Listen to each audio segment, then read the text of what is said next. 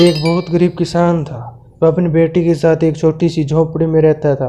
उसके पास खेती करने के लिए इतनी कम ज़मीन थी कि उसकी फसल को बेचकर उसे बिल्कुल थोड़े रुपए मिलते थे। उन रुपए से वे लोग ठीक से खाना भी नहीं खा पाते थे। वे लोग बहुत परेशान थे। तो वह राजा के पास अपनी समस्या लेकर गया। राजा बहुत दयालु थे। उन्होंने किसान को अपनी ज़मीन में से कुछ ज़मीन दे दी खेती करने के लिए। उन्होंने कहा, यह जमीन तो हमारी ही रहेगी, लेकिन उस पर उगने वाली फसल तुम्हारी होगी। यह सुनकर किसान बहुत खुश हुआ। उसने राजा को बहुत बहुत धन्यवाद दिया और अपने खेत की ओर चला गया।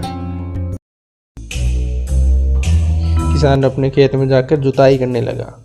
एक दिन किसान अपने खेत में जुताई कर रहा था। उसका फावड़ा अचानक किसी चीज़ से टकराया। उसने वहां खोद कर देखा तो उसे सोने की ओखली दिखाई दी। किसान बहुत ईमानदार आदमी था, तो वह अपनी बेटी के पास गया।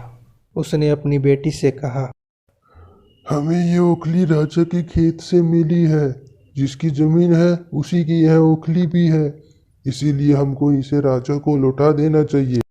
नहीं पिताजी, आप ऐसा मत कीजिए। आपको सिर्फ ओखली मिली है। यदि राजा ने आपसे इसकी सोने की मूसल भी मांग ली तो आप क्या करेंगे? आप इस ओखली को अपने ही पास रखिए। लेकिन किसान को यह बात ठीक नहीं लगी। जो चीज हमें मिली ही नहीं उसे राजा को मांगने का कोई अधिकार नहीं। वह राजा के पास ओखली लेकर पहुंच गया। लेकिन दरबार में ठीक वैसा ही हुआ जैसा कि किसान की बेटी ने सोचा था। राजा ने सोचा कि किसान ने लालचवश मूसल अपने पास ही रख ली। किसान बेचारा सोने की मूसल कहाँ से ला कर देता। नतीजा यह हुआ कि किसान को जेल में डाल दिया गया। जेल में न तो उसे ढंग का खाना मिलता न पानी मिलता। किसान को ऐसी गलती की सज़ा दी गई थी जो उसने कभी की ही नहीं। वह खाए पिए बिना निढाल हो गया और सारा दिन बैठे बैठे रोते रहता और कहता, काश मैंने अपनी बेटी की बात मान ली होती। एक दिन राजा ने उसे ये कहते हुए सुन लिया। उन्होंने किसान से पूछा, वह ऐसा क्यों कह रहा है? तब किसान ने राजा को पूरी बात बताई तो राजा को अपनी गलती का एहसास हुआ और किसान को तुरंत छोड़ दिया गया। उससे बात करने के बाद राजा को पता चल गया कि वह कितनी बुद्धिमान लड़की है।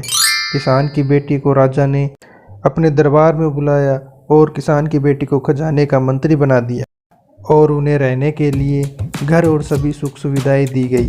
किसान और उसकी बेटी सदा सुख से रहे। किसान को थोड़ा कष्ट जरूर झेलना पड़ा, लेकिन अंत में जीत सच्चाई की हुई। तो हमेशा ईमानदारी से रहना चाहिए और अपने काम को पूरी मेहनत और ईमानदारी से करना चाहिए।